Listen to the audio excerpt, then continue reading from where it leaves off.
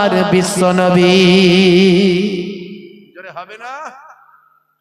দয়ার নবী গো আমার ময়ার নবী গো, সব ছাড়িব কিন্তু তোমায় ছাড়তে পারি না। বলুন না সুবহানাল্লাহ। জোরে হবে না? সব ছাড়িব কিন্তু তোমায় ছাড়তে পারি না। ছাড়িনি ছাড়ব না ছাড়তে পারি না, ছাড়িনি ছাড়ব না ছাড়তে পারি না।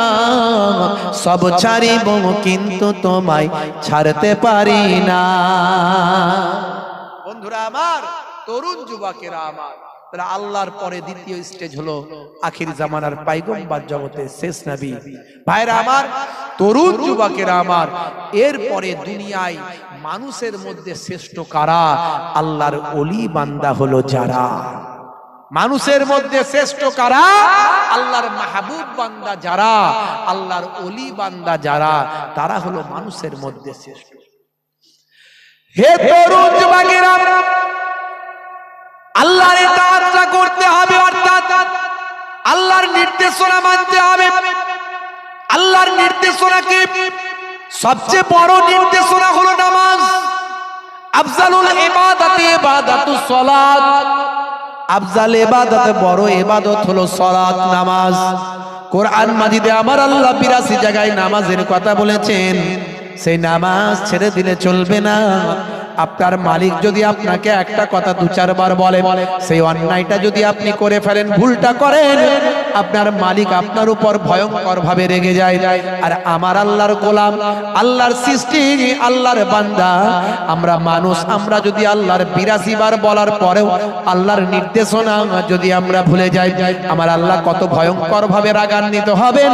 হে তরুণ যুবকেরা, নামাজ ছেড়ে দেবেন না। মুসলমানের ছেলে নামাজ দিয়েছে ছেড়ে, মুসলমানের ছেলে নামাজ গেছে ভুলে। ভাই আমার, দোস্ত আমার, ১ জানুয়ারি এলেন, ২৬শে ডিসেম্বর এলেন, ২৫শে ডিসেম্বর এলেন, ২০শে জানুয়ারি এলেন, ২৩শে জানুয়ারি এলেন, ২৬শে জানুয়ারি এলেন। মুসলমানের ছেলে ফিস্টি করতে যায়, মুসলমানের ছেলে বাবা ভাই আমার ফিস্ট করতে যায়, টুরে যায়। সেখানে গিয়ে তারা ডিজে বাজিয়ে আনন্দ আমার ফুর্তিতে লেগে যায়। এমন অনেক ছেলে আছে না? নাই? আপনার দিককারের ছেলেরা ভালো, এদিককারের ছেলেরা ওসব ডিজে টিজে বাজায় না, বাজায় না। ওরে বাপ রে বাপ! হ্যাঁ, মুসলমানের ছেলে ১ জানুয়ারি পালন করে। হে তরুণ যুবকেরা, এই জানুয়ারিটা এসেছে কোথা থেকে জানেন? ইতিহাস সার্চ করুন, গুগলে গিয়ে লিখুন জানুয়ারিটা এলো কোথা থেকে। নববর্ষ, ইংরাজি জানুয়ারি মাস। এই ইংরাজিতে নববর্ষ আজকে পৃথিবীর ম্যাক্সিমাম দেশেই পালন হয়। ম্যাক্সিমাম একটা বড় অংশের ভাই আমার মানুষের আজকে ইংরাজি নববর্ষ পালন করে। বাবা, আমরা আরবি নববর্ষ ভুলে গেছি। আরবি নববর্ষের কোন মাসে নববর্ষ পালন করা হয়? আরবিতে ভাই আমার ১২টা মাসের প্রথম মাস কোনটা, দ্বিতীয় মাস কোনটা, তৃতীয় মাস কোনটা? ১২টা মাসের নাম আমাদের মুসলিম ছেলেপুলেরা জানে না, কিন্তু জানুয়ারি মাসে নববর্ষ পালন করতে হয় এরা খুব ভালো জানে। এই নববর্ষ পালন করার জন্য সকাল সকাল গোসল করে ভোর ৪টে-৫টার মধ্যে তারা রেডি হয়ে ডিজে বক্স নিয়ে নদীর পাড়ে চলে যায়। সেখানে গিয়ে ঠিকঠাক করে নাচা শুরু করে দেয়। আবার কিছু কিছু ছেলে আছে মাঝে মাঝে লাল পানিও তারা চালায়। দেখবে কিছু ছেলে আছে নেশার ঘরে লাল পানি চালিয়ে বন্ধুকে নায়িকা ভাবছে, বুঝতে পারছে? বন্ধুকে নায়িকা ভাবছে, তার সঙ্গে এমন ড্যান্স করছে সে কল্পনার বাইরে। মুসলমানের ছেলে। হে তরুণ যুবকেরা, বছরের প্রথম দিন আজকে যারা পালন করছেন করছি, মনে রাখবেন এটা আমাদের কালচার নয়, এটা হলো তৎকালীন যুগে রোমানদের কালচার। সেটা আজকে ইংরেজদের কাছে, ইংরেজদের পূর্বপুরুষ যারা রোমানিয়ারা, রোমানরা ছিল, তারা বাবা এই রোমানদের কালচার হলো ভাই আমার, দোস্ত আমার, তৎকালীন যুগে তারা একটা দেবতাকে মানত, জামুস বলে নাম। এই দেবতাকে তারা মানত, এই দেবতাকে তারা ভালো মন্দের মালিক মনে করত। আর এই দেবতার নাম অনুসারে তারা জানুয়ারি নামটা রেখেছিল, জামুস থেকে জানুয়ারি করেছিল। এই দেবতার কথা তারা চিন্তা করত। রোমানদের দরজার দেবতার নাম হলো জামুস, এই দরজার দেবতার নাম অনুসারে তারা জানুয়ারি মাস করেছিল। এ তরুণ যুবকেরা, এই দেবতার মাথা ছিল দুখানা, একটা সামনের দিকে একটা পেছন দিকে। এই সামনের দিকের মাথার কাছে এসে তারা প্রার্থনা করে বলতো, হে আমাদের জামুস দেবতা, এই আগামী একটা বছর যা কিছু ভালো হবে সব তোমার জন্য হবে, তাই তোমার কাছে আমাদের প্রার্থনা আগামী একটা বছর যেন আমাদের সব ভালো ওর মধ্যে দিয়ে কাটে। আবার পেছনের মাথার দিকে, ওদিকেও মুখ ছিল ওই দুমুখো মাথা। হে তরুণ যুবকেরা, পেছনের মাথার দিকে এসে বলেন, হে আমাদের জামুস দেবতা, এটা হলো তোমার পূর্বের ঘটনা। এই পূর্বের একটা বছর যা ঘটেছে, যা কিছু ঘটেছে তোমার জন্য ঘটেছে, ভালো হোক আর মন্দ হোক, যা কিছু ঘটিয়েছ তুমি ঘটিয়েছ। এই বলে জামুসের কাছে তারা প্রার্থনা করে। এটা করতো রোমানরা। হে তরুণ যুবকেরা, সেই রোমানদের দেবতার নাম হলো জামুস। আর এই জামুসের নামকরণে তারা নাম রেখেছিল জানুয়ারি। আর মুসলমানের ছেলে সেই জানুয়ারি মাস এলে বলে হ্যাপি নিউ ইয়ার, দেখ আমার বাহার, ঠিকঠাক ঠিকঠাক। বাপ রে বাপ। হে তরুণ যুবকেরা, হে আমার বন্ধুরা, শুনে রেখে দিন বাবা, মনে রাখবেন বাবা, আজকে যারা নৃত্য করছেন, আজকে যারা ইহুদি নাসারাদের অনুসরণ করছেন, আজকে যারা তাদের মতো ডিজে বাজিয়ে ভাই আমার কেক কেটে প্রথম ভোর হতে না হতে খাবার খেয়ে ভাই আমার দোস্ত আমার তাদের কালচারকে গ্রহণ করেছেন। কালচার যদি গ্রহণ করতে হয়, আমরা বাংলা নববর্ষকে পালন করতে পারি। ভাই আমার বাংলা নববর্ষকে আমরা মনে করতে পারি এটা হলো আমাদের প্রথম বর্ষ। পালন করা মানে মনে করা, স্মরণ করা। হে তরুণ যুবকেরা, কারণ আমরা যেহেতু বাঙালি, বাঙালি হিসাবে আমি গর্বিত, ইন্ডিয়ান হিসাবে আমি গর্বিত। I am proud for my by আমার ইন্ডিয়ান, আই এম ইন্ডিয়ান। আমি ইন্ডিয়ান হওয়ার কারণে আমি গর্বিত। I love my India. আমি আমার দেশকে ভালোবাসি, আমি আমার বাংলাকে ভালোবাসি। আমি প্রাউড, আমি গর্বিত ফর মাই আমার বেঙ্গলিয়ান। আমার বাঙালি হওয়ার কারণে আমি গর্বিত। আমি আমার বাংলাকে ভালোবাসি। I love my Bengali. আমি আমার বাংলাকে ভালোবাসি। তাই আমরা বাংলা মাস অনুযায়ী ভাই আমার বাংলা মাসকে আমরা মনে করতে পারি যে এটা হলো বাংলার বৈশাখ মাস। এ তরুণ যুবকেরা, কিন্তু আমরা আরবির মাসকে ভুলে যাই। আরবিতে মুহররম মাস হচ্ছে আরবি 12টা মাসের মধ্যে প্রথম, সেটা ছেড়ে দিয়ে আজকে রোমানদের দেওয়া আমরা জানুয়ারি নিয়ে আমরা পালন করি, জানুয়ারিকে সেলিব্রেট করি, জানুয়ারি মাসের কে নিয়ে আমরা আনন্দ ফুর্তিতে মত্ত হয়। হে তরুণ যুবকেরা, বিভিন্ন ভাবে অশ্লীলতা সেদিন শুরু করি। কিছু মানুষ লাল পানি চালাই, সিগারেটের ধোঁয়া ওড়ায় আর ডিজে বাজিয়ে হে মুসলমানের ছেলে যারা নৃত্য করে, নাচ গানে মত্ত থাকে। ভাই আবু দাউদ শরীফের হাদিস বিশ্বনবী আমার জানিয়ে দিয়েছেন, সোনার জবানে বলেছেন, দুনিয়াতে যাদের অনুসরণ করবে, অনুকরণ করবে, তাদের সঙ্গেই কিয়ামতের দিনে তোমাকে তোলা হবে। হে তরুণ যুবকেরা, আপনাকে আমাকে আল্লাহর নির্দেশনা পালন করতে হবে। আল্লাহর নির্দেশনা মানে নামাজ। নামাজ ছেড়ে দিলে হবে না। আজকে আপনি ভাই আমার ডিজে না বাজিয়ে, ফিস্ট না করে, যেহেতু ইংলিশ নববর্ষকে আমরা অস্বীকার করতে পারি না, সারা পৃথিবীর মানুষের একটা বড় অংশ ইংলিশ নববর্ষ পালন করে, তাই আমরা ওইভাবে সেলিব্রেট, ওইভাবে পালন না করে আজকের দিনে প্রতিশ্রুতিবদ্ধ হতে পারি যে আগামী ইংরাজি 2024 সালটা আমি একদিনের জন্য নামাজ ত্যাগ করব না। কারণ আমার নবী, দয়ার নবী, দো জাহানের বাদশাহ হাবিবুল্লাহ, তিনি নিজেও জানিয়ে দিয়েছেন নামাজ হলো ইসলামের একটা খুঁটি। আসসালাতু ইমাদুদ্দিন, দিনের খুঁটি হলো নামাজ। যে দিনের খুঁটিকে মজবুত করলো যে নামাজকে মজবুত করলো, যে দিনের খুঁটিকে মজবুত করলো, যে নামাজকে ছেড়ে দিল সে দিনকে ধ্বংস করলো, দিনের খুঁটিকে নষ্ট করলো। তাই আজকে আমরা প্রতিশ্রুতিবদ্ধ হতে পারি, নামাজ ছেড়ে দেব না। বন্ধুরা আমার, তরুণ যুবকেরা আমার, মুরব্বিয়ানেরা আমার, নামাজ যদি কেউ ইচ্ছাকৃত হবে ছেড়ে দেয় তার কি হবে? 14টা শাস্তি হবে। কতগুলো শাস্তি? নামাজ যদি কেউ ইচ্ছাকৃত হবে ছেড়ে দেয় তার 14টা শাস্তি হবে। দুনিয়াতে হবে 5টা। দুনিয়াতে হবে কটা? দুনিয়াতে হবে 5টা, মৃত্যুর সময় হবে 3টে, আর কবরে গেলে হবে 3টে, আর কিয়ামতের দিনে হবে 3টে। নামাজ যদি কেউ ইচ্ছাকৃত হবে ছেড়ে দেয় তার টোটাল শাস্তি হবে 14টা। তার মধ্যে দুনিয়াতে হবে 5টা।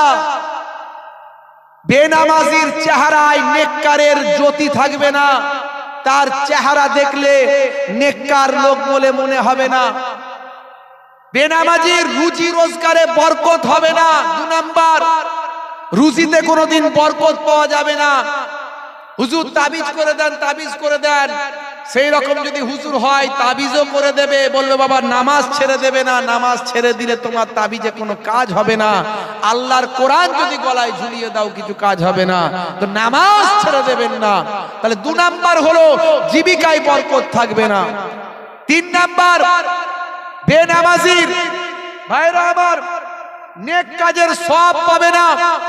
নেক কাজের কোনো সওয়াব বেনামাজির হবে না। কোনো ভালো কাজ করলে মনে করবে আমি সওয়াব পাবো, কিন্তু সওয়াব আল্লাহ তাকে দেবেন না। 4 নাম্বার, বেনামাজির জন্য কোনো মানুষ যদি দোয়া চায়, কোনো নেক মানুষ যদি দোয়া চায়, আল্লাহ গো তার ভালো করে দাও, আল্লাহ তার দোয়া, নেক মানুষের দোয়াও কবুল করবেন না। আর 5 নাম্বার, বেনামাজি যদি নিজের জন্য দোয়া করে, আল্লাহ আমার এই দোয়াটা কবুল করে নাও, আল্লাহ আমার এটা করে দাও, আল্লাহ কারবারটা ভালো করে দাও, এই করে দাও, সেই করে দাও, আল্লাহ কবুল করবেন না। এই 5টা শাস্তি দুনিয়াতে আল্লাহ দেবেন বেনামাজির জন্য। মওতের সময় 3টে শাস্তি হবে। মওতের সময় 3টে শাস্তি হবে। 1 নাম্বার হলো বেইজ্জতের সঙ্গে মওত হবে বেনামাজি। মওতটা হবে বেনামাজির বেইজ্জতের সঙ্গে। 2 নাম্বার, মওতটা হবে ক্ষুধার্তর সঙ্গে। প্রচন্ড ক্ষুধা থাকবে, তার প্রচন্ড ভুক লাগবে, কিন্তু খাবার তার পেটে ঢুকবে না, ক্ষুধার্ত অবস্থায় বেনামাজির মৃত্যু হবে। 3 নাম্বার, পিপাসার্ত অবস্থায় মৃত্যু হবে। প্রচন্ড পিপাসায় কলিজা ফেটে যাবে, যেন মনে হবে যা পানি দেবে সব খেয়ে নেব, কিন্তু পানিও তার পেটে ঢুকবে না। এই মওতের সময় 3টে শাস্তি। আর কবরে গেলে কটা শাস্তি হবে বেনামাজির? 3খানা শাস্তি হবে। মনে রাখবেন, 1 নাম্বার শাস্তি হলো কবরে দেওয়ার পরে দুদিকের মাটি এমন সংকীর্ণ হয়ে যাবে, চেপে আসবে। হাদিসের ভাষায় বলা হয়েছে এক দিকের পাঁজর অন্য দিকের পাঁজরের সঙ্গে ঢুকে যাবে। এইভাবে তাকে পিষাই করা হবে, আবার গোটা করা হবে, আবার পিষাই করা হবে। এইভাবে কবরের ভিতর তার আযাব চলতে থাকবে। 2 নাম্বার, কবরটা আগুনের টুকরায় পরিণত করা হবে। বেনামাজির কবরটাকে আগুনের টুকরায় পরিণত করা হবে। আর 3 নাম্বার, বেনামাজির কবরে একটা মারাত্মক ভয়ঙ্কর বিষধর সর্পকে নিযুক্ত করা হবে। তার নাম হলো সুজা আকরা। এই সুজা আকরা নামক ভাই আমার ভয়ঙ্কর সাপ তাকে দংশন করতে থাকবে। যে সাপ জমিনের উপর একবার নিঃশ্বাস ছাড়লে জীবনে আর কখনো সেখানে ঘাস জন্ম নিত না, এই রকম ভয়ঙ্কর সাপ আল্লাহ তার কবরে নিযুক্ত করে দেবে। বেনামাজির শাস্তি কবরে। আর কিয়ামতের দিনে 3টে শাস্তি আল্লাহ তার জন্য দিয়েছেন। মনে রাখবেন তরুণ যুবকেরা আমার, মুরব্বিয়ানেরা আমার, তার প্রথম শাস্তি, তাকে আমার আল্লাহ কিয়ামতের দিনে তার হিসাবটা হবে অত্যন্ত কঠিন হিসাব হবে, অত্যন্ত কঠিন ভাবে হিসাব নেওয়া হবে। আর 2 নাম্বার হলো আমার আল্লাহ তার উপর নারাজ থাকবেন, অসন্তুষ্ট থাকবেন। আল্লাহ তাআলা তার উপর রাগান্বিত অবস্থায় থাকবেন। 3 নাম্বার হলো ভয়ঙ্কর ভাবে তাকে জাহান্নামের আগুনে নিক্ষেপ করা হবে। তাই আমার ভাইদেরকে অনুরোধ করব, বাপজি আমার নামাজ ছেড়ে দেবেন না বাপ, নামাজটা পড়ুন। এই জন্য আমার আল্লাহ কোরআন মাজিদে জানিয়ে দিয়েছেন, ইন্নাস সালাতা তানহা আনিল ফাহশাই ওয়াল মুনকার, নিশ্চয় নামাজ তোমাকে অশ্লীলতা ও অন্যায় থেকে দূরে সরিয়ে দেবে। জোরে বলুন সুবহানাল্লাহ। আপনি নামাজি হলে মাতাল হতে পারবেন না, নামাজি হলে জেনা ব্যভিচারে লিপ্ত হতে পারবেন না, নামাজি হলে অশ্লীলতা অন্যায় কাজে যেতে পারবেন না। আপনি নামাজি হয়ে গেলে আপনার জবান থেকে খারাপ কথা বলতে গেলে আপনার বুকে বাঁধবে যে আমি নামাজি, এমন কথা বলবো কি করে। তাই নামাজ ছেড়ে দেবেন না।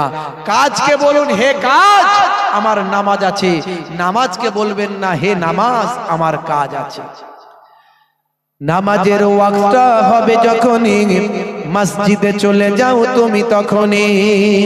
ছাড়ো এবার ছাড়ো ছাড়ো এবার ছাড়ো এবার ছাড়ো এই কাজ তোমারই।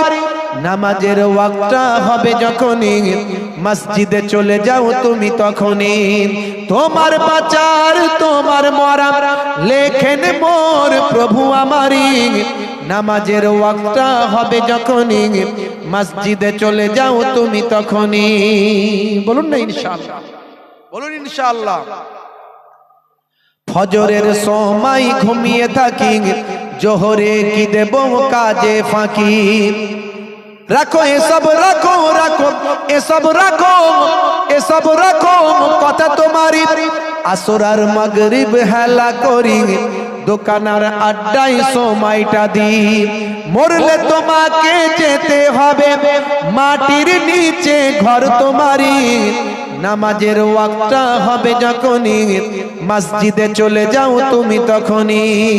বলুন না ইনশাআল্লাহ, বলুন ইনশাআল্লাহ। এশার সময় ঘুমিয়ে পড়ি, শরীরটা ক্লান্ত মেলিয়ে দিই। না না এসব বলো না, এসব বলো না, এসব বলো না বান্দা তুমি। রুটি রুজি দিচ্ছে যিনি, জীবন মরণের মালিক তিনি। জোরে হবে না? রুজি রুটি দেওয়ার মালিক কে? জোরে বলেন কে? আর জীবন মরণ নেওয়ার মালিক কে? আল্লাহ। আপনি কারবার করেছেন, বলছেন ওরে বাবু আমি নামাজ পড়তে গেলে আমার দোকানটা কে দেখবে রে বল, হ্যাঁ আমার দোকানটা কে দেখবে? আচ্ছা বলুন তো, খদ্দেরের মনে যদি আপনার দোকানের প্রতি ভালোবাসা আল্লাহ তুলে নেয়, খদ্দের আপনার দোকান পর্যন্ত এসে বলবেন না এই দোকানটায় যাবো না, আর একটা দোকান হচ্ছে ওখানে যাই। এই যে খদ্দেরের মনে ভালোবাসা তৈরি করার মালিকটা কে? আল্লাহ। আপনি কারবার করেছেন, কারবার যদি না চলে এই চালানোর মালিক হলেন আল্লাহ। মানুষের হৃদয়ে ভালোবাসা দেনেওয়ালা আল্লাহ। আপনার দোকানে মানুষকে আননেওয়ালা লানেওয়ালা আল্লাহ। আপনি কারবার ভাই আমার ব্যবসাটা, ভাই আমার চাষটা করেছেন, সবজি তৈরি করেছেন, চাষের সবজিতে ঠিকঠাক ভাবে চাষটা ফসলটা ফলিয়ে দেওয়ার মালিক আল্লাহ। যদি ফসল না ফলে, যদি পোকা লেগে যায়, অনাবৃষ্টি অতিবৃষ্টি হয়, তাহলে আপনার মেহনত কোনো কাজে লাগবে না। তাই ফসল ফলাবেন বটে, কিন্তু স্মরণ করবেন আল্লাহকে। দোকান করবেন বটে, স্মরণ করবেন আল্লাহকে। যা কিছু করবেন সব কিছুর মধ্যে দিয়ে আল্লাহকে স্মরণ করবেন। আমার আল্লাহ বলছেন যে হে দুনিয়ার মানুষ, তোমরা আমার জিকির করো, জিকরান কাসীরা, তোমরা অধিক পরিমাণে আল্লাহকে স্মরণ করো। আল্লাহকে স্মরণ যদি করতে পারো, আমার রাসূলে পাক জানিয়ে দিচ্ছেন ফাইজা খালাউতা ফাহাররিক লিসানাকা মাসতাতাআত বিযিকরিল্লাহ। তুমি যখন একাকী থাকবে তোমার লিসানটা আল্লাহর জিকিরে লাগিয়ে রাখবে। রাসূল বলছেন খায়রাত দুনিয়া ওয়াল আখিরা। আমি রাসূলুল্লাহ বলছি আল্লাহ তোমার দুনিয়াতেও ভালো করবেন, আখিরাতেও ভালো করে দেবেন। বাপজি আমার, তরুণ যুবকেরা আমার, জীবন মরণের মালিক হলেন আমার আল্লাহ। সে আল্লাহ বলছেন বান্দা তোরা আমার হুকুম মান। আমার হুকুমের মধ্যে সবচেয়ে বড় হুকুম হলো নামাজ। হে তরুণ যুবকেরা, ডিটেইলস আমি বেশি বেশি করে বলতে পারবো না। নামাজের কথা একটু বললাম, রোজার কথা আমি আর বলছি না। রোজা, হজ, যাকাত, কালেমা, আমার আল্লাহর আদেশ আর নিষেধ, তা'মুরুনা বিল মারুফ ওয়া তানহাউনা আনিল মুনকার, ভালো কাজের আদেশ, খারাপ কাজের নিষেধ। ফামাইয়া আমাল মিসকালা যাররাতিন খায়রান ইয়ারা ওয়া মাইয়া আমাল মিসকালা যাররাতিন শাররান ইয়ারা। ভাই আমার জাররা জাররা পরিমাণ যদি ভালো করেন তার বিচার, তার পুরস্কার আমার আল্লাহ দেবেন। আর জাররা জাররা পরিমাণ যদি মন্দ কাজ, খারাপ কাজ করেন তারও বিচার, তারও পুরস্কার আমার আল্লাহ দেবেন, তারও পানিশমেন্ট, তারও সাজা আমার আল্লাহ দেবেন। এটা আপনাকে মাথায় নিয়ে চলতে হবে। তাহলে আল্লাহর প্রতি বিশ্বাস, আল্লাহর প্রতি ঈমানটা ঠিক থাকবে। যেমন মুখে আল্লাহর প্রতি বিশ্বাস রাখবেন, অন্তরে রাখবেন, আর কার্যে পরিণত করবেন আল্লাহর নির্দেশনাগুলোকে মান্য করার মধ্যে দিয়ে।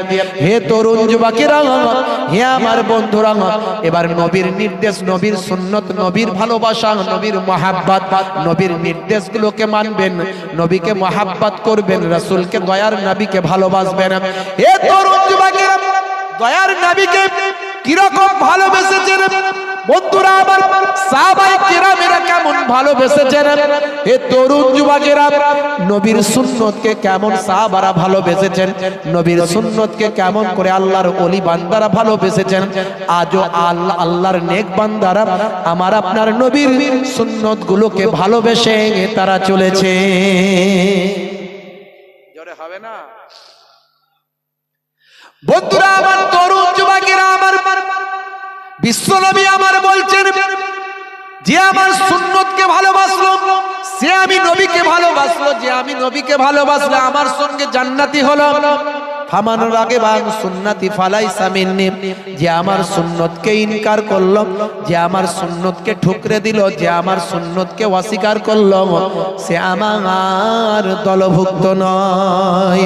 হে তরুণ যুবকেরা, হে আমার বন্ধুরা, হে আমার মুরব্বিয়ানেরা, 1450 বছর আগে বিশ্বনবী যে সুন্নতগুলো বলেছেন সেই সুন্নতগুলো আপনি মেনে চলুন, আপনার দুনিয়া আখিরাতে কামিয়াবি হবে।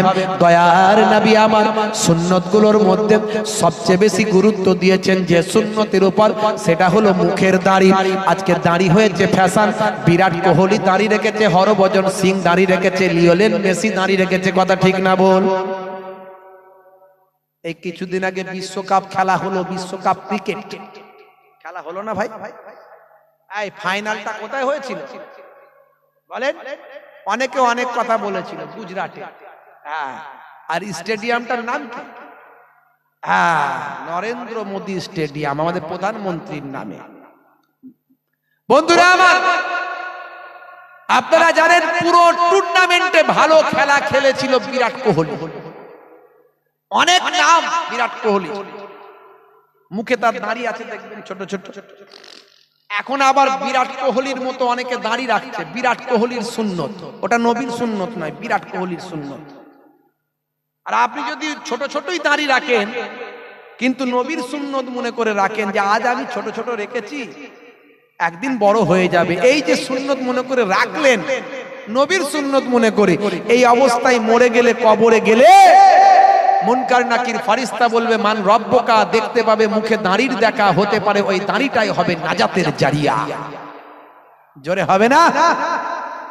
দাড়ি রাখতে লজ্জা পায় মুসলমানের ছেলে, বিরাট কোহলির মুখে দাড়ি আছে দেখে।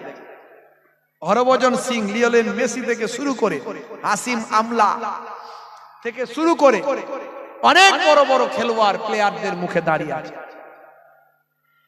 এই বিরাট কোহলি টোটাল টুর্নামেন্টটাই ভালো খেলেছিল, কিন্তু ফাইনালে গিয়ে দুর্ভাগ্যবশত হেরে গিয়েছিল। হার জিতের খেলা তো হার জিতের, আপনারা দেখেছেন বন্ধুরা আমার, তরুণ যুবকেরা আমার, এই খেলায় হার জিত নিয়ে অনেকে অনেক কথা বলেছে। কে মাঠের দোষ দিচ্ছে, কে জায়গার দোষ দিচ্ছে, কে অমুকের দোষ দিচ্ছে, কে তমুকের কথা বলছে, কে কোন খেলোয়াড়ের কথা বলছে। ভাই খেলায় হার জিত থাকবে, আমার দেশের প্লেয়াররা আমাদের গর্ব, আমার দেশের প্লেয়াররা আমার দেশের সম্মান। যে কোনো ভাবে আমার দেশের সম্মান, বিশ্বের যদি সম্মানিত হয় আমার দেশ, এটা আমি গর্ববোধ করি। তো মনে রাখবেন, আমি একটা জিনিস আপনাদের বোঝাতে চাই, বিরাট কোহলি হেরে যাওয়ার পরে তিনি কেঁদেছিলেন, আর তার এগেনস্টে যে দল ছিল, কোন দল জিতেছিল বলেন? অস্ট্রেলিয়া। সে অস্ট্রেলিয়ার ক্যাপ্টেনের নাম কি? গ্রেট ম্যাক্সওয়েল, তাই তো নাকি? ঠিক বললাম? আচ্ছা, ব্যাট কামিংস। আচ্ছা, ও যে তাহলে এসে আচ্ছা যাই হোক, আপনারা ঠিক বলছেন, হয়তো আমি ভুল বলছি কিনা জানি না। তো ম্যাক্সওয়েল বলে নাম, যিনি ওই সময় ওই সেরা ম্যাচ খেলেছিলেন অস্ট্রেলিয়ার সম্ভবত, তিনি এসে বিরাট কোহলিকে পাশে গিয়ে দাঁড়িয়েছিলেন। ওই সময় তিনি সেলিব্রেশন করেন। আমার বলার উদ্দেশ্য এটা, গ্রেট ম্যাক্সওয়েল তিনি, আমি তো খেলা দেখিনি, হয় তিনি ক্যাপ্টেন ছিলেন কিংবা ওই ম্যাচের একজন সেরা খেলোয়াড় ছিলেন। তো যাই হোক, তিনি কিন্তু বুঝতে পারলেন যে এই টোটাল টুর্নামেন্টে ভালো খেলেছে যিনি, সেই বিরাট কোহলি আজকে কিন্তু খুব মর্মাহত, খুব দুঃখিত, তিনি কাঁদছেন। তা আমি জিতেছি বটে, কিন্তু জেতার পরেও আমার সেলিব্রেশন করার থেকে, আনন্দ উপভোগ করার থেকেও আমার বন্ধু আজকে ভালো খেলে দুঃখ পাচ্ছে, তার পাশে গিয়ে দাঁড়ানো উচিত। তাই 10 নাম্বার জার্সিটা নিয়ে গিয়ে বিরাট কোহলিকে বলেছিল সই করে দিতে। এই যে সৌজন্যবোধ, আমার বলার উদ্দেশ্য এই পয়েন্টটা, এই যে সৌজন্যবোধ দেখিয়েছিল, এটা তারা দেখিয়েছে, তারা দুজন খেলোয়াড় একে অপরকে দেখিয়েছে। আজকে আমরা এই নবীর নির্দেশ, আমার নবী সৌজন্যবোধ দেখাতে বলেছেন। আমার নবী, বিশ্ব নবী সোনার জামানে 1450 বছর আগে বলেছেন, হাক্কুল মুসলিমে আলাল মুসলিমে খামস, মুসলমান মুসলমানের উপর হক হলো 5টা, অন্য হাদিসে বলা হয়েছে 6টা। রাদ্দুস সালাম, সালামের জবাব দাও। কেউ তোমাকে সালাম দিলে তুমি অবজ্ঞা করবে না, সৌজন্যবোধ দেখাবে। তোমার শত্রু হলেও তুমি তার সালামের জবাব দেবে, না হলে সালামের জবাব না দিলে কঠিন গুনাহগার হবে। কারণ সালামের জবাব দেওয়াটা ওয়াজিব, তাই সালামের জবাব দাও। ওয়াইয়াদাতিল মারিজ, বিমারি মানুষ, অসুস্থ মানুষ হলে তাকে তুমি দেখতে যাও। দেখুন সৌজন্যবোধ, আমার নবী সৌজন্যবোধ শিখিয়েছেন। অসুস্থ মানুষ হলে তাকে তুমি দেখতে যাও, তার সেবা শুশ্রূষা করো। তুমি যাতায়াতের পথে, যাওয়া আসার পথে তোমার জন্য আল্লাহর মালাইকা ফেরেশতারা গুনাহ মাফির জন্য দোয়া চাইবে। বুঝতে পারছো? অসুস্থ মানুষকে দেখতে যাওয়া, এই সৌজন্যবোধ আমার নবী শিখিয়েছেন। ইত্তেবাইল জানাইজ, জানাজার নামাজটা কিসের নামাজ বলেন? ফরজ, সুন্নত, নফল নাকি এটা কি ওয়াজিব, কি নামাজ জোরে বলেন? ফরজে কিফায়া। এই ফরজে কিফায়া আর ফরজে আইন এর মধ্যে পার্থক্য আছে। ফরজে কিফায়া হলো কিছু জন যদি পড়ে নেয় সবার পক্ষ থেকে হয়ে গেল, আর ফরজে আইন প্রত্যেককে পালন করতে হবে। তাহলে ফরজে কিফায়া জানাজার নামাজ, কিছু মানুষ যদি নামাজ পড়তে যায় সারা গ্রামবাসীর হক পালন হয়ে যাবে। কিন্তু আমরা কি করি? কিছু মানুষ যায় না, সবাই যায়, সবাই যায়। অন্য জায়গায় কেতাবে বলা হয়েছে যে নামাজ, জানাজার নামাজে অংশ নিল, আল্লাহ তার নামাজ আমলে উহুদ পাহাড় পরিমাণ সওয়াব লিখে দেবে। জোরে হবে না ভাইরা আমার? ওয়াজ জীবনে অনেক শুনেছেন, শুনবেন। আমি যে কথাগুলো বলছি একটু মাথায় রাখবেন। আমার নবী বলেছেন, বাবা বেশি ওয়াজ শুনতে হবে না, তাদারিসুল ইলম, ইলমের দার্স নাও। ফিল লাইলে, রাতের বেলা সাআতান, 1 ঘন্টা। 1 ঘন্টা যদি তুমি সঠিক সত্য ঠিকঠাক যদি তালিম নাও, খায়রাত দুনিয়া ওয়াল আখিরা, আমার আল্লাহ তোমার, ভাই আমার, খায়রুম মিন আহিয়াইহা, সারা জীবন নফল ইবাদতের থেকে ভালো। জোরে বলুন সুবহানাল্লাহ। বন্ধুরা আমার, তাহলে জানাজার নামাজে আপনি অংশ নিলেন, এটা হলো সৌজন্য দেখানো। আমরা ফরজে কিফায়ার নামাজে সবাই যাই, কারণ আমরা উহুদ পাহাড় পরিমাণ সওয়াব নিজেদের নামাজ আমলে পেতে চাই, এবং সৌজন্যবোধ দেখাই যে জানাজার নামাজটায় হাজির সবাই হতে হবে। এই যে সৌজন্যবোধ আমার নবী শিখিয়েছেন, এরকম অসংখ্য আমি বলতে পারি, বেশি কথাই যাব না। হে তরুণ যুবকেরা, 1450 বছর আগে বিশ্বনবী আপনাকে আমাকে যা শিখিয়েছেন, সবের মধ্যে বিজ্ঞান আর বাস্তবতা আছে। সবের মধ্যে আন্তরিকতা আছে, মহাব্বত আছে, প্রেম আছে, ভালোবাসা আছে। হে তরুণ যুবকেরা, হে আমার মুরব্বিয়ানেরা, শুনে রেখে দিন বাবা, জেনে রেখে দিন বাবা, 1450 বছর আগে বিশ্ব নবী আমার বললেন ইউহিব্বুল হালওয়া ওয়াল আসাল, ভাই আমার মিষ্টি খাওয়া এবং মধু পান করা আমার নবী পছন্দ করতেন। নবী আমার ভালোবাসতেন মিষ্টি খাওয়া, নবী আমার মধু খাওয়া পছন্দ করতেন, ভালোবাসতেন। আমি কত কথা বলবো, বেশি কথা বলবো না। যেগুলো নবী আমার করেছেন বা করতে বলেছেন সবের মধ্যে বিজ্ঞান আর বাস্তবতা আছে। হে তরুণ যুবকেরা, 1450 বছর আগে গবেষকরা গবেষণা করছেন, গবেষণা করে তারা বলছেন ভাই আমার কার্ডিও ভাস্কুলার নামে আমাদের শরীরে একটা কার্ডিও রোগ হয়, মারাত্মক হার্টের একটা সমস্যা হয়। যদি নিয়মিত যদি খাওয়া দাওয়ার পরে ভাই আমার এক পাতে যদি একটু মিষ্টি রাখা হয়, একটু যদি মিষ্টি খাওয়া দাওয়ার পরে খাওয়া হয়, তাহলে আমাদের হজম শক্তি ভালো হবে এবং মারাত্মক কার্ডিও ভাস্কুলার এরকম ভয়ঙ্কর রোগ থেকে শরীর আমাদের রক্ষা পেতে পারে। এটা বলছে বিজ্ঞানী, এটা বলছে স্বাস্থ্য বিশেষজ্ঞরা। আর মধু হলো সর্দির জন্য থেকে শুরু করে এমন অনেক রোগের মহা ঔষধ হলো মধু। এ তরুণ যুবকেরা, 1450 বছর আগে বিশ্বনবী যা বললেন আজকের যুগে বিজ্ঞান আর বাস্তবতায় প্রমাণিত হয়। মিষ্টি খেলে অ্যাসিডের ক্ষরণের পরিমাণ কমে যায়, হজম শক্তি বেড়ে যায়, শরীর স্বাস্থ্য আমাদের সুন্দর থাকে, আমাদের খিদেটা ঠিকঠাক কমপ্লিট হয়। হে তরুণ যুবকেরা, এই রকম ভাবে আল্লাহর নবী 1450 বছর আগে যা বলেছেন নবী আমার বলেছেন হে সাহাবী তোমার হার্টের সমস্যা, হাদিসের মধ্যে এসেছে নবী আমার জানিয়েছেন তোমার হার্টের সমস্যা হয়েছে, তুমি আজুয়া খেজুর খাও। আজুয়া খেজুর হার্টের সমস্যার জন্য উপকার, জোরে বলুন সুবহানাল্লাহ।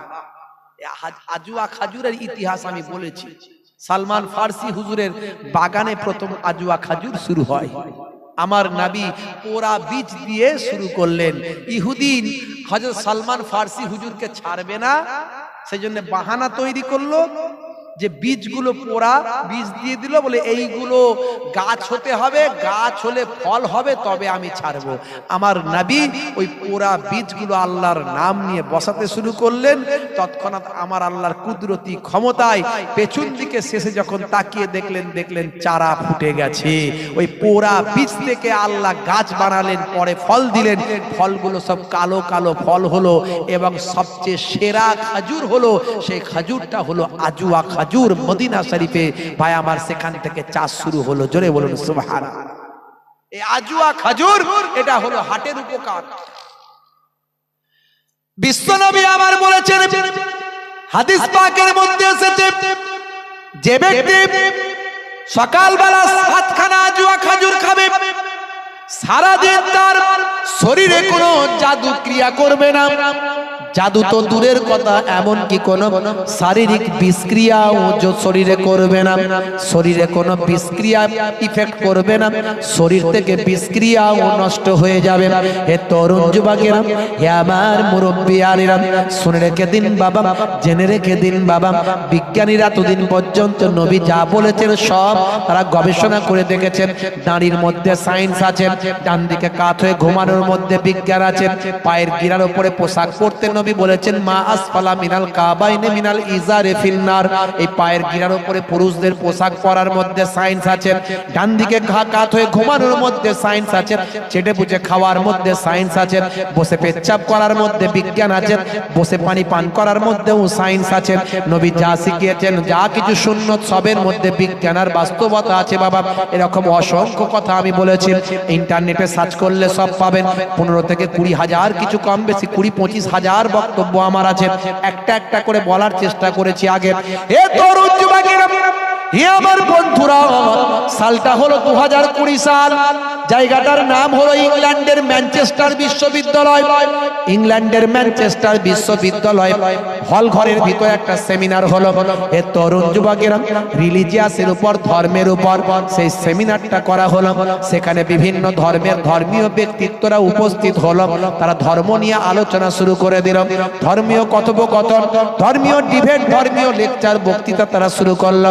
সেখানে ইসলামিক একজন স্কলার ছিল, খ্যাতনাম একজন স্কলার, নাম হলো আসরার রাশিদি। আপনারা জানেন ইন্টারন্যাশনাল একজন স্কলার। হে তরুণ যুবকেরা, তিনি ধর্মীয় ইসলামিক রিলিজিয়াসের উপর লেকচার দেন, সেই গোল টেবিলে ছিলেন তিনিও। সেই সময় একজন নাসারাদের পণ্ডিত বলল, হে আসরার রশিদি ভাই, আপনার নবী যা বলেছেন সবের মধ্যে বিজ্ঞান বাস্তবতা আছে, আমি মেনে নিচ্ছি, অনেক কিছু প্রমাণিত হয়েছে। আমি এর আগে অনেকগুলো উদাহরণ দিয়েছি কোরআন থেকেও। আজকে আমি বেশি কিছু বলবো না, আমি এর আগে বলার চেষ্টা করেছি। ইন্নামা হারামা আলাইকুমুল মাইতাতা ওয়াদ-দামা ওয়া লাহমাল খিনজির, আমার আল্লাহ খিনজিরের গোশত খাওয়া হারাম করেছেন। খিনজির যদি আপনি খান, খিনজির মানে হলো শূকর, পিগ, পিগ ইংরেজিতে বলে পিগ। এই শূকর যদি আপনি খান, শূকরের গোশত যদি আপনি খান, কি আপনার ক্ষতি হতে পারে? আমি বলছি না, গুগল সার্চ করবেন, পাবেন। 1450 বছর আগে আল্লাহর কোরআন পিগ খাওয়া, শূকর খাওয়া হারাম করেছেন। হে তরুণ যুবকেরা, 1450 বছর আগে ভাই আমার দুই সমুদ্রের কথা আল্লাহর কোরআনে বলেছেন। যে দুই সমুদ্রের কথা 1942 সালে আবিষ্কার হয়েছে, জ্যাকবি কোস্টার মাধ্যমে, কোস্টা থিওরি পেশ করার মাধ্যমে আবিষ্কার হয়েছে। হে তরুণ যুবকেরা, এই কথা আমি আগেই বলেছি, দুটো সমুদ্রের পানি একসঙ্গে মিশেছে, কিন্তু তাদের কালারটা আলাদা থেকেছে, কালার ফেড হয়নি। যে যার নিজের ভাই আমার কালার ঠিক রেখেছে, তারা একসঙ্গে মিলিত হয়েছে। ইন্টারনেটে আপনারা ভাইরাল ভিডিও দেখেছেন। হে তরুণ যুবকেরা, 1450 বছর আগে আল্লাহর কোরআন বলেছেন, মারাজাল বাহারাইনি ইয়ালতাকিয়ান বাইনাহুমা বারযাখুল লা ইয়াবগিয়ান, বহমান দুই সমুদ্র তারা মিলিত হয়েছে, কিন্তু তাদের দুজনের মাঝখানে আমি আল্লাহ একটা কুদরতি পার্থক্য করে দিয়েছি, যাতে করে তারা মিলেমিশে একাকার হতে পারে না। 1450 বছর আগে আল্লাহর কোরআন যা বলেছেন, বিশ্বনবীর হাদিস যা বলেছেন, আজকের যুগে বিজ্ঞান আর বাস্তবতায় প্রমাণিত হয়েছে। ম্যানচেস্টার বিশ্ববিদ্যালয়ের বিখ্যাত একজন নাসারাদের পণ্ডিত সেই সময় ইসলামিক স্কলার আসরার রশিদিকে বলেছিল, হে মিস্টার আসরার রশিদি, আপনি বলুন তো দেখি, আপনার নবীর সব কথা মেনে নিলাম, কিন্তু আপনার নবী বলেছেন 7 খানা সকালে যদি আজুয়া খাজুর খাওয়া হয়, তার সারাদিন শরীরে কোনো বিষক্রিয়া থাকতে পারে না। এটা কেমন কথা? বিষ খেয়ে নিয়ে যদি আজুয়া খাওয়া হয়, বিষক্রিয়া নাকি নষ্ট হবে, এটা কেমন কথা? হে তরুণ যুবকেরা, তারিখটা হলো 20 মার্চ 2020 সাল। প্রথম ইন্টারনেটে ভাইরাল হয়েছিল। হে জওয়ান যুবকেরা, হে আমার বন্ধুরা, আসরার রশিদি সেই সময় তিনি বললেন, ঠিক আছে, আপনার কথাটা আমি এখনই বাস্তবায়িত করে দেখানোর চেষ্টা করি, কারণ আমি আজুয়া খাজুর খেতে পছন্দ করি। রাত দিন আমার কাছে আজুয়া খাজুর রাখি। এখানে যদি একটু লিকুইড কোনো বিষ থাকে আমাকে দেওয়া হোক। সঙ্গে সঙ্গে তিনি সেখান থেকে একটু বা আমার ইঁদুর মারার লিকুইড বিষ সেখান থেকে পেলেন, বা আমার কেমিক্যাল ইঁদুর মারা বিষ সেখান থেকে পেলেন। সেই ইঁদুর মারা বিষটা তিনি মুখে ঢক ঢক করে খেয়ে নিলেন। নিয়ে 7 খানা বা আমার আজুয়া খাজুর তার সঙ্গেই থাকতো, তিনি খেলেন।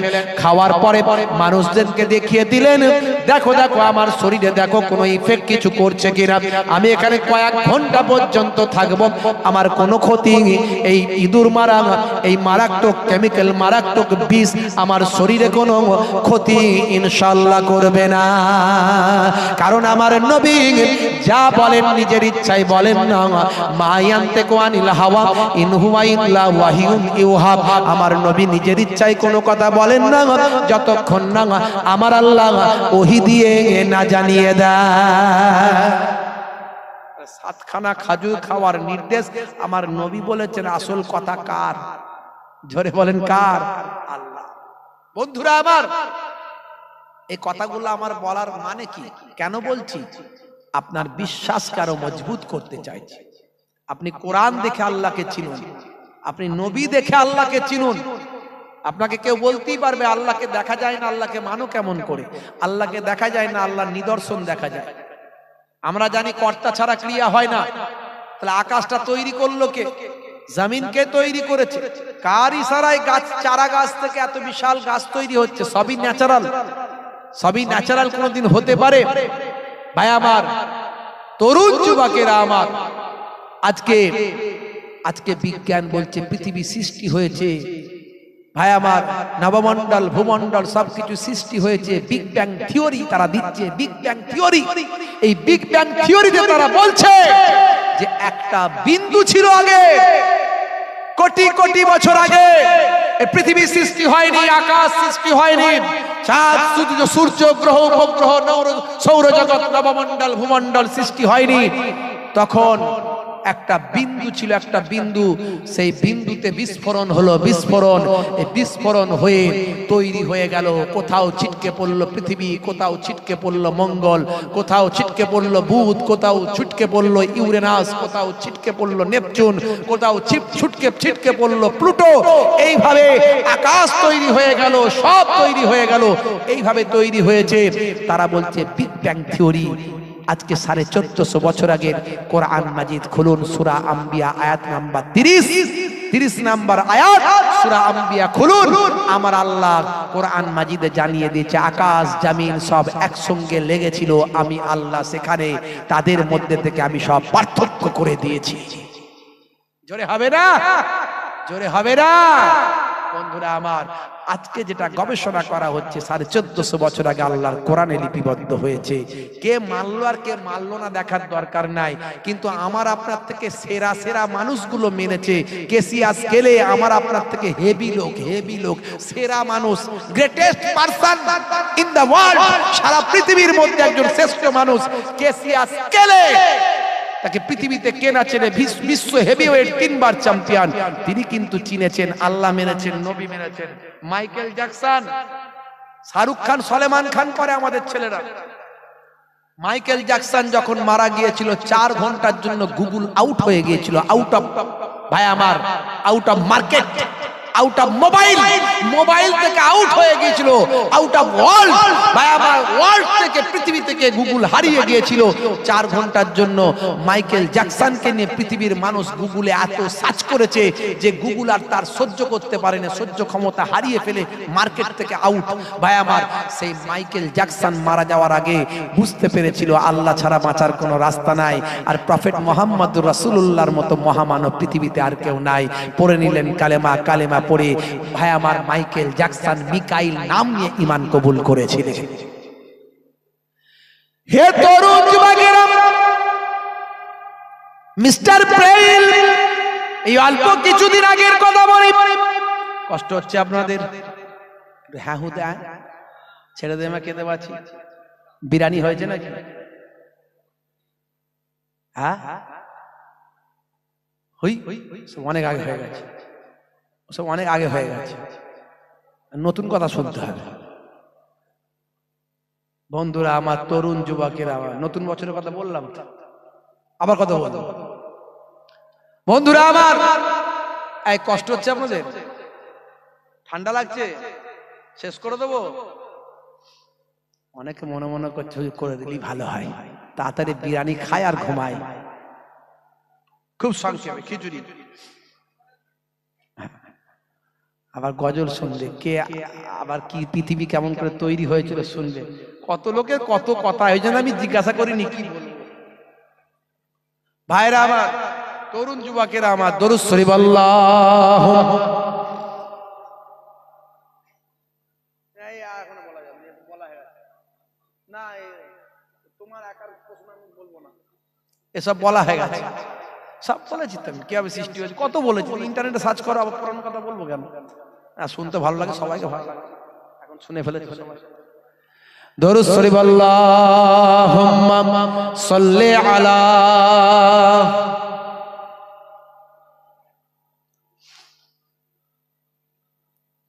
ওয়া আলা আলিহি।